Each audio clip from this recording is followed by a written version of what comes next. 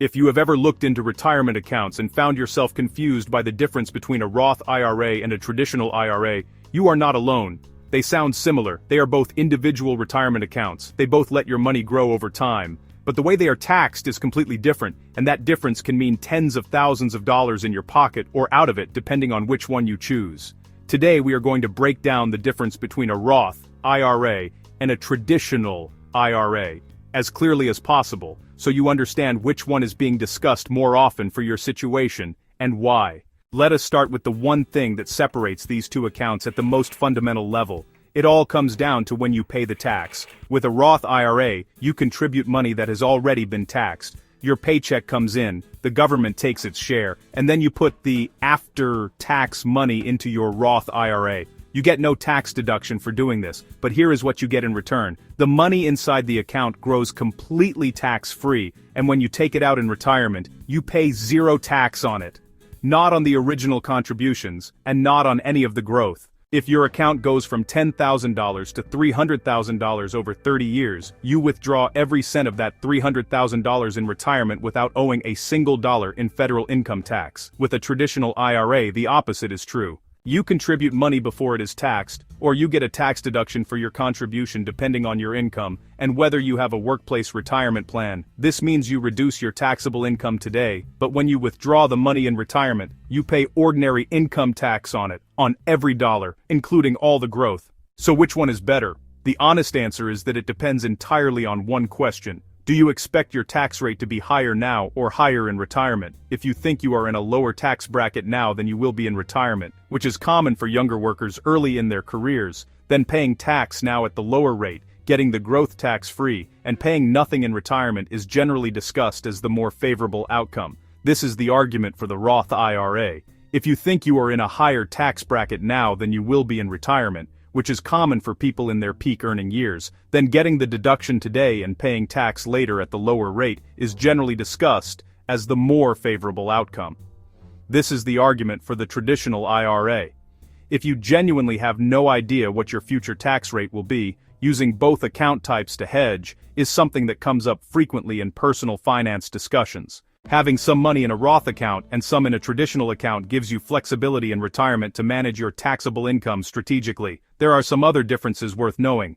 The Roth IRA has income limits. For 2026, the ability to contribute directly to a Roth IRA phases out for single filers above a certain income level and is eliminated above a higher threshold. Married filers have higher limits. If your income exceeds the Roth IRA limit, there is a widely discussed strategy called the backdoor Roth IRA, which involves contributing to a traditional IRA and then converting it. This is something worth researching and potentially discussing with a tax professional given the complexity involved. The traditional IRA does not have income limits for contributions, though the deductibility of those contributions does phase out at higher incomes if you or your spouse have access to a workplace retirement plan. Another difference involves required minimum distributions. With a traditional IRA, the IRS requires you to start withdrawing a minimum amount each year once you reach age 73. This is called a required minimum distribution, or RMD. The logic is that the government deferred the tax on that money and eventually wants to collect it.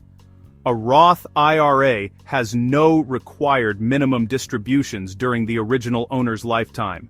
Your money can stay in the account and keep compounding for as long as you live. One more difference is the flexibility of Roth IRA withdrawals. With a Roth IRA, you can withdraw your original contributions, not the earnings, just the amount you actually put in at any time without tax or penalty. This makes it slightly more flexible as an account than a traditional IRA, where early withdrawals generally trigger taxes and a 10% penalty. This flexibility is one reason some personal finance educators discuss the Roth IRA as a sort of backup emergency resource, though using it that way is generally discussed as a last resort rather than a plan. Both Roth and traditional IRAs have the same contribution limit in 2026, $7,000 per year, or $8,000 if you are 50 or older. This limit applies across all your IRAs combined, not per account. Both account types are available at most major brokerage platforms. Once the account is open, what you invest in inside the account, index funds, ETFs, bonds, is up to you. The account type just determines the tax treatment.